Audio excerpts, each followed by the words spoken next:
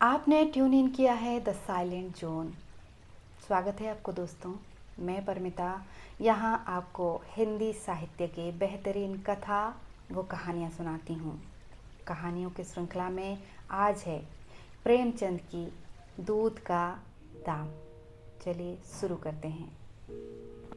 अब बड़े बड़े शहरों में दाइयाँ, नर्सें और लेडी डॉक्टर सभी पैदा हो गई हैं, लेकिन देहातों में जच्चे खानों पर अभी तक भंगीनों का ही प्रभुत्व है और निकट भविष्य में इसमें कोई तब्दीली होने की आशा नहीं।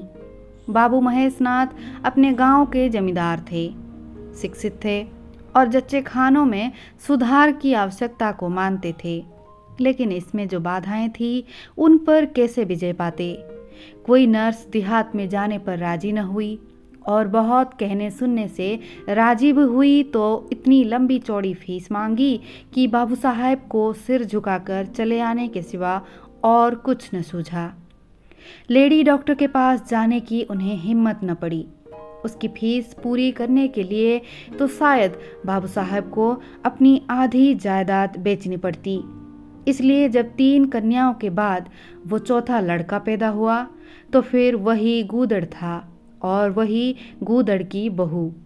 बच्चे अक्सर रात ही को पैदा होते हैं। एक दिन आधी रात को चपरासी ने गूदड़ के द्वार पर ऐसी हाँक लगाई कि आस पड़ोस में भी जाग पड़ गई। लड़की न थी कि मरी आवाज से पुकारता।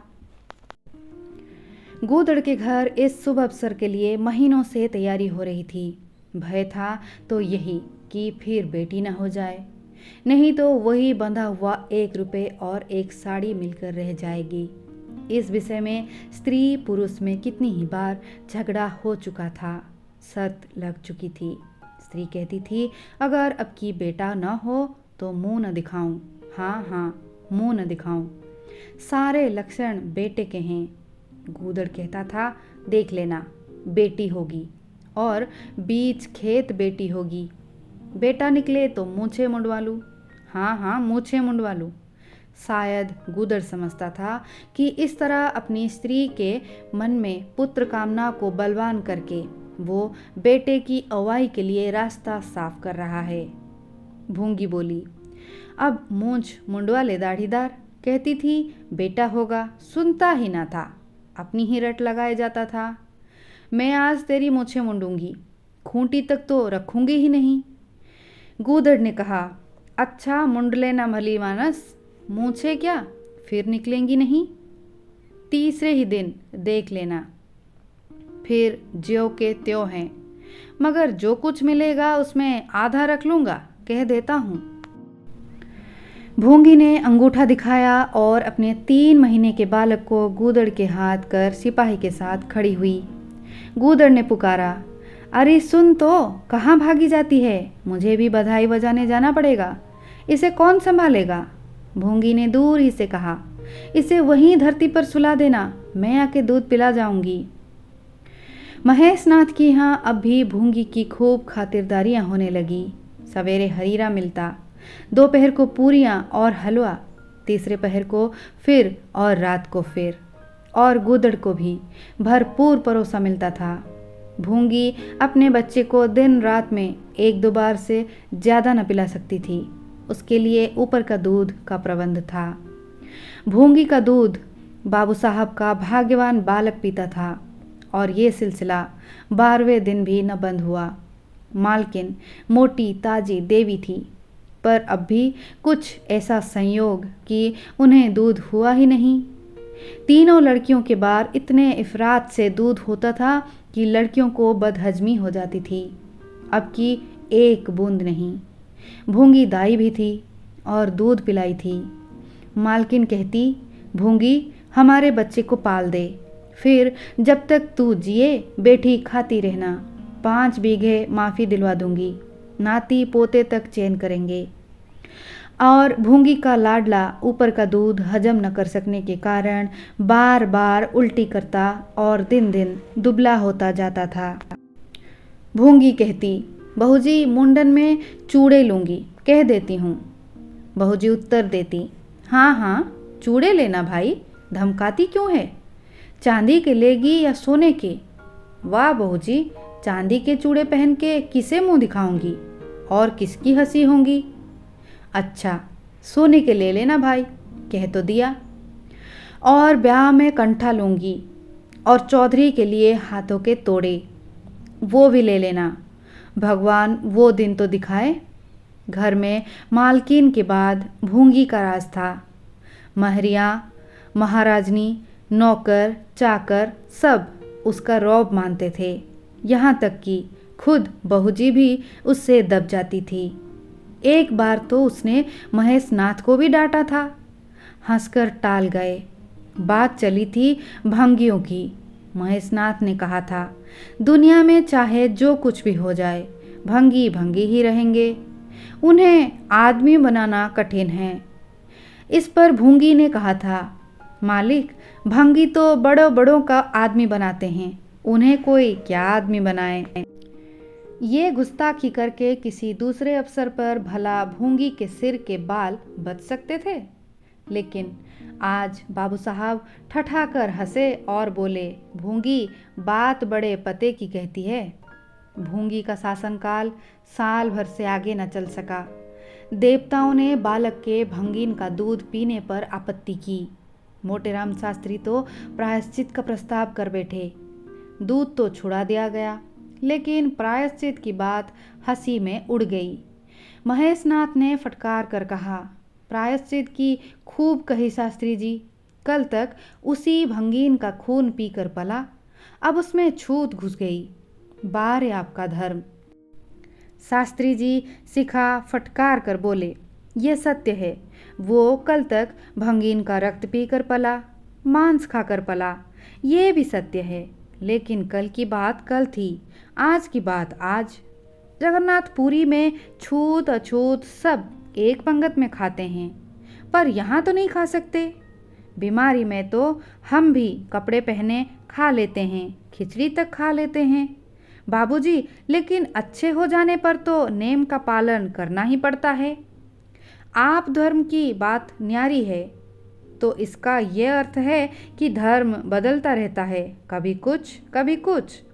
और क्या, राजा का धर्म अलग, प्रजा का धर्म अलग, अमीर का धर्म अलग, गरीब का धर्म अलग। राजे महाराजे जो चाहे जो खाए, जिसके साथ चाहे खाए, जिसके साथ चाहे शादी ब्याह करे, उनके लिए कोई बंधन नहीं। समर्थ पुरुष हैं, बंधन तो मध्य वालों के लिए हैं। प्रायश्चित तो न हुआ, लेकिन भूंगी को गद्दी से उतरना पड़ा। हाँ, दान दक्षिणा इतनी मिली कि वो अकेले ले न जा सकी, और सोने के चूड़े भी मिले। एक ही जगह 2 नई सुंदर साड़ियाँ, मामूली नैन सुख की नहीं, जैसी लड़कियों के बार मिली थी। इस साल प्लेग ने जोर बांधा और गूदड़ पहले ही चपेट में आ गया। भोंगी अकेले रह गई, पर गृहस्थी ज्यों के त्यों चलती रही। लोग ताक लगाए बैठे थे कि भूंगी अब गई। फला भंगी से बातचीत हुई, फला चौधरी आए, लेकिन भूंगी ने कहीं आई न गई। यहाँ तक कि 5 साल बीत गए और उसका बालक मंगल दुर्बल और सदा रोगी रहने पर भी दौड़ने लगा। सूरज के सामने पिद्दी सा लगता था। एक दिन भूंगी महेशनाथ के घर का परनाला साफ कर रही थी। महीनों से गलीज जमा हो रहा था। आंगन में पानी भरा रहने लगा था। परनाले में एक लंबा मोटा बांस डालकर जोर से हिला रही थी। पूरा दाहिना हाथ परनाले के अंदर था कि एकाएक उसने चिल्लाकर हाथ बाहर निकाला और उसी वक्त एक काला सांप परनाले से निकलकर भागा। लोगों ने दौड़कर उसे मार तो डाला, लेकिन भूंगी को न बचा सके। समझे पानी का सांप है, विषैला ना होगा, इसलिए पहले कुछ गफलन की गई। जब विष देह में फैल गया और लहरें आने लगी, तब पता चला कि वो पानी का सांप नहीं, गेहूं बन था। मंगल अब अनाथ था। दिन भर महेश बाबू के द्वार पर मंडराया करता। घर में झूठन इतना बचता था कि ऐसे ऐसे 10 बालक पल सकते थे। खाने की कोई कमी न थी। हाँ, उसे तब बुरा जरूर लगता था जब उसे मिट्टी के कटोरे में ऊपर से ही खाना दिया जाता था। सब लोग अच्छे अच्छे बर्तनों में खाते हैं, उसके लिए मिट्टी के कटोरे। यूं उसे इस भेदभाव का बिल्कुल ज्ञान न होता था। लेकिन गांव के लड़के चिढ़ा चिढ़ा कर उसका अपमान करते रहते थे। कोई उसे अपने साथ खिलाता भी न था। यहाँ तक कि जिस टाट पर वो सोता था वो भी अछूत था। मकान के सामने एक नीम का पेड़ था। इसी के नीचे मंगल का डेरा था। एक फटा सा टाट का टुकड़ा, 2 मिट्टी के कटोरे और एक धोती जो सुरेश बाबू की उतारन थी। जाड़ा, गर्मी, बरसात, हर एक मौसम में वो जगह एक सी आरामदेह थी। और भाग्य का बली मंगल झुलसती हुई लू, गलते हुए जाड़े और मूसलाधार वर्षा में भी जिंदा और पहले से कहीं स्वस्थ था। बस उसका कोई अपना था तो गांव का एक कुत्ता, जो अपने सहवर्गियों के जुल्म से दुखी होकर मंगल की शरण आ पड़ा था। दोनों एक ही खाना खाते, एक ही टाट पर सोते, तबीयत भी दोनों की एक सी थी और दोनों एक दूसरे के स्वभाव को जान गए थे। कभी आपस में झगड़ा ना होता। गांव के धर्मात्मा लोग बाबू साहब की इस उदारता पर आश्चर्य करते। ठीक द्वार के सामने 50 हाथ भी ना होगा मंगल का पड़ा रहना उन्हें 16 आने भी धर्म विरोध जान पड़ता। छी, यही हाल रहा तो थोड़े ही दिनों में धर्म का अंत ही हो समझो। भंगी को भी भगवान ने ही रचा है, ये हम भी जानते हैं। उसके साथ हमें किसी तरह का अन्याय न करना चाहिए, ये किसे नहीं मालूम। भगवान का नाम ही पतित पावन है, लेकिन समाज की मर्यादा भी कोई वस्तु है। उस द्वार पर जाते हुए संकोच होता है। गांव के मालिक है, जाना तो पड़ता ही है, लेकिन बस यही समझ लो कि घृणा होती है। मंगल और टॉमी में गहरी बनती थी। मंगल कहता, देखो भाई टॉमी, जरा और खिसक कर सो, आखिर मैं कहाँ लेटूं? सारा टाट तो तुमने घेर लिया। टॉमी कू कू करता, दुम हिलाता और खिसक जाने के बदले और ऊपर चढ़ जाता एवं मंगल का मुंह चाटने लगता। शाम को वो एक बार रोज अपना घर देखने और थोड़ी देर रोने जाता। पहले साल फूस का छप्पर गिर पड़ा, दूसरे साल एक दीवार गिरी और केवल आधी आधी दीवारें खड़ी थी, जिनका ऊपरी भाग नोकदार हो गया था। ही उसे स्नेह की संपत्ति मिली थी, वही स्मृति, वो आकर्षण, वही प्यार उसे एक बार उस उज्जड़ में खींच ले जाती थी और टॉमी सदैव उसके साथ होता था। मंगल नोकदार दीवार पर बैठ जाता था और जीवन के बीते अपने आने वाले स्वप्न देखने लगता और टॉमी बार बार उछलकर उसकी गोद में बैठने की असफल चेष्टा करता। एक दिन कई लड़के खेल रहे थे। मंगल भी पहुंचकर दूर खड़ा हो गया। या तो सुरेश को उस पर दया आई या खेलने वालों की जोड़ी पूरी न थी, कह नहीं सकते। जो कुछ भी हो, तजवीज की आज मंगल को भी खेल में शरीफ कर लिया जाए। यहाँ कौन देखने आता है? क्यों रे मंगल, खेलेगा? मंगल बोला, ना भैया, कहीं मालिक देख लें तो मेरी चमड़ी उधेड़ दी जाए। तुम्हें क्या, तुम तो अलग हो जाओगे। सुरेश ने कहा, तो यहाँ कौन आता है देखने? चल, हम लोग सवार सवार खेलेंगे, तू घोड़ा बनेगा, हम लोग तेरे ऊपर सवारी करके दौड़ाएंगे। मंगल ने शंका की, मैं बराबर घोड़ा ही रहूँगा कि सवारी भी करूँगा, ये बता दो। ये प्रश्न टेढ़ा था, किसी ने इस पर विचार न किया था। सुरेश ने विचार करके कहा, तुझे कौन अपने पीठ पर बिठाएगा, सोच, आखिर तू भंगी है कि नहीं? मंगल भी कड़ा हो गया, बोला, मैं कब कहता हूँ कि मैं भंगी नहीं हूँ, लेकिन तुम्हें मेरी ही माँ ने दूध पिलाकर पाला है। जब तक मुझे भी सवारी करने को न मिलेगी, मैं घोड़ा न बनूंगा। तुम लोग बड़े चघड़ हो, आप तो मज़े से सवारी करोगे और मैं घोड़ा ही बना रहूँगा। सुरेश ने डांट कर कहा, तुझे घोड़ा बनना पड़ेगा, और मंगल को पकड़ने दौड़ा। मंगल भागा, सुरेश ने दौड़ाया, मंगल ने कदम और तेज किए।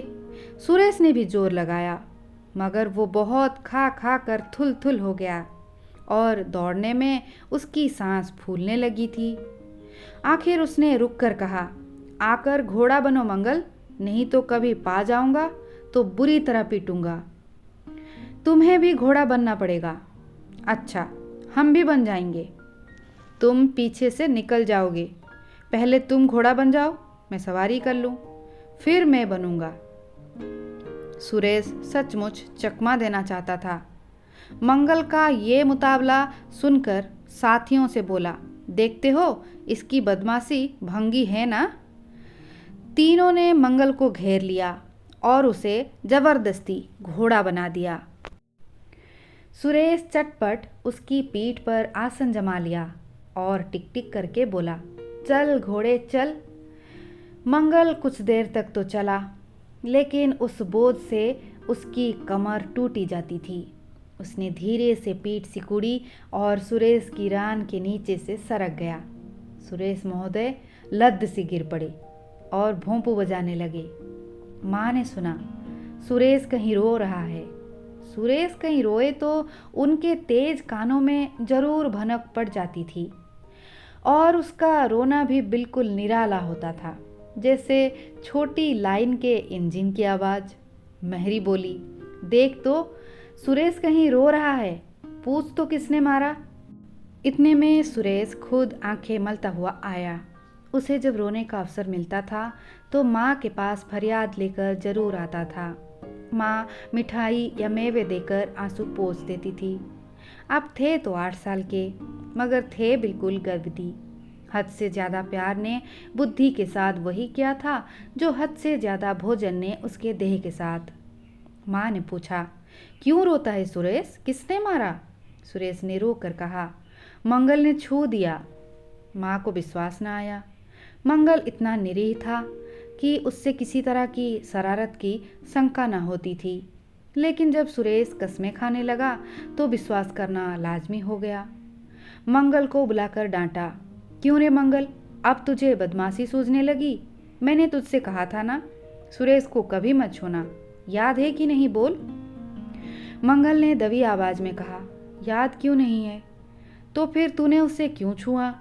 मैंने नहीं छुआ। तूने नहीं छुआ तो वो रोता क्यों है। गिर पड़े इसलिए रोते हैं। चोरी और सीना जोरी। देवी जी दांत पीस कर रह गई। मारती तो उसी दम स्नान करना पड़ता, छड़ी तो हाथ में लेनी पड़ती, और छूत का विद्युत प्रवाह इस छड़ी के रास्ते उसके देह में पेबस्त हो जाता। इसलिए जहाँ तक गालियाँ दे सकी दी और हुक्म दिया कि अभी अभी यहाँ से निकल जा, फिर जो इस द्वार पर तेरी सूरत नजर आई तो खून ही पी जाऊंगी। मुफ्त की रोटियां खा खा कर सुरारत सूझती है आदि। मंगल में गैरत तो क्या ही थी, हाँ डर था। चुपके से अपने सकोरे उठाए, टाट का टुकड़ा बगल में दबाया, धोती कंधे पर रखी और रोता हुआ वहाँ से चल पड़ा। अब वो यहाँ कभी ना आएगा, यही तो होगा कि भूखों मर जाएगा। क्या हर्ज है, इस तरह जीने से क्या फ़ायदा। गांव में उसके लिए और कहाँ ठिकाना था। भंगी को कौन पनाह देता। उसी खंडहर की ओर चला जहाँ भले दिनों की स्मृतियाँ उसके आंसू पोंछ सकती थी और खूब फूट फूट कर रोया। उसी क्षण टॉमी भी उसे ढूंढता हुआ पहुंचा और दोनों फिर अपने व्यथा भूल गए। लेकिन ज्यों ज्यों दिन का प्रकाश क्षीण होता जाता था, मंगल की ग्लानि भी क्षीण होती जाती थी। बचपन को बेचैन करने वाली भूख देह का रक्त पी पी कर और भी बलवान होती जाती थी। आंखें बार बार कसोरों की ओर उठ जाती। वहाँ अब तक सुरेश की झूठी मिठाइयाँ मिल गई होती, यहाँ क्या धूल फांके। उसने टॉमी की सलाह की, खाओगे क्या टॉमी, मैं तो भूखा लेटा रहूँगा। टॉमी ने कूं कूं करके शायद कहा, इस तरह का अपमान तो जिंदगी भर सहना है, यूं हिम्मत हारोगे तो कैसे काम चलेगा। मुझे देखो ना। कभी किसी ने डंडा मारा, चिल्ला उठा, फिर जरा देर बाद दुम हिलाता हुआ उसके पास जा पहुंचा। हम तुम दोनों इसलिए बने रहे हैं भाई। मंगल ने कहा, तो तुम जाओ, जो कुछ मिले खा लो, मेरी परवाह ना करो। टॉमी ने अपनी स्वान भाषा में कहा, अकेला नहीं जाता, तुम्हें साथ लेकर चलूँगा। मैं नहीं जाता तो मैं भी नहीं जाता। भूखों मर जाओगे तो तुम क्या जीते रहोगे? मेरा कौन बैठा है जो रोएगा? यहाँ भी वही हाल है भाई। कुआर में जिस कुतिया से प्यार क्या करता था उसने बेवफाई की और अब कल्लू के साथ है। खैरियत यही हुई कि अपने बच्चे लेती गई, नहीं तो मेरी जान गड्ढे में पड़ जाती। 5-5 बच्चों को कौन पालता? एक क्षण के बाद भूख ने एक दूसरी युक्ति सोच निकाली। मालकिन हमें खोज रही होंगी क्या टॉमी? और क्या, बाबूजी और सुरेश खा चुके होंगे। कहार ने उनकी थाली से झूठन निकाल लिया होगा और हमें पुकार रहा होगा। बाबूजी और सुरेश दोनों की थालियों में खूब घी रहता है और वो मीठी मीठी चीज़, हाँ मलाई, सबके सब घूरे पर डाल दिया जाएगा। देखें, हमें खोजने कोई आता है? खोजने कौन आएगा? क्या कोई पुरोहित हो? एक बार मंगल मंगल होगा और बस थाली परनाले में उड़ेल दी जाएगी। अच्छा तो चलो चले, मगर मैं छिपा रहूँगा। अगर किसी ने मेरा नाम लेकर न पुकारा तो मैं लौट आऊँगा, ये समझ लो। दोनों वहाँ से निकले और आकर महेश नाथ के द्वार पर अंधेरे में दुबक कर खड़े हो गए। मगर टॉमी को सब्र कहाँ। वो धीरे से अंदर घुस गया। देखा कि महेश नाथ और सुरेश थाली पर बैठ गए हैं। डर रहा था कि कोई डंडा ना मार दे। नौकरों में बातचीत हो रही थी। एक ने कहा, आज मंगलवा नहीं दिखाई देता, मालकिन ने उसे डांटा था, इससे भागा है शायद। दूसरे ने जवाब दिया, अच्छा हुआ निकाल दिया गया, सवेरे सवेरे भंगी का मुंह देखना पड़ता था। मंगल और अंधेरे में खिसक गया। आशा गहरे जल में डूब गई। महेश नाथ थाली से उठ गए। नौकर हाथ धुला रहा था। अब हुक्का पिएंगे और सोएंगे। सुरेश अपनी माँ के पास बैठा कोई कहानी सुनता सुनता सो जाएगा। गरीब मंगल की किसे चिंता है। इतनी देर हो गई, किसी ने भूल से भी न पुकारा। कुछ देर तक वो निराश सा वहाँ खड़ा रहा। फिर एक लंबी सांस खींचकर जाना ही चाहता था कि कहार पत्तल में थाली का झूठन ले जाता नजर आया। मंगल अंधेरे से निकलकर प्रकाश में आ गया। अब मन को कैसे रोके। कहार ने कहा, अरे तू यहाँ था? हमने समझा कि कहीं चला गया। ले खा ले, मैं फेंकने ले जा रहा था। मंगल ने दीनता से कहा, मैं तो बड़ी देर से यहाँ खड़ा था। तो बोला क्यों नहीं? मारे डर के। अच्छा ले खा ले। उसने पत्तल को ऊपर उठाकर मंगल के फैले हुए हाथों में डाल दिया। मंगल ने उसकी ओर ऐसी आंखों से देखा जिसमें दीन कृतज्ञता भरी हुई थी। टॉमी भी अंदर से निकल आया था। दोनों वहीं नीम के नीचे पत्तल में खाने लगे। मंगल ने एक हाथ से टॉमी का सिर सहलाकर कहा, देखा, पेट की आग ऐसी होती है। ये लात की मारी हुई रोटियां भी न मिलती तो क्या करते। टॉमी ने दुम हिला दी। सुरेश को अम्मा ने पाला था। टॉमी ने फिर दुम हिलाई। लोग कहते हैं दूध का दाम कोई नहीं चुका सकता, और मुझे दूध का ये दाम मिल रहा है। टॉमी ने फिर दुम हिलाई। कहानी समाप्त हुई। दोस्तों, कहानी पसंद आई हो तो वीडियो को एक लाइक ज़रूर करिए। मैं फिर मिलूँगी एक और कहानी के साथ। विदाई। जय जगन्नाथ।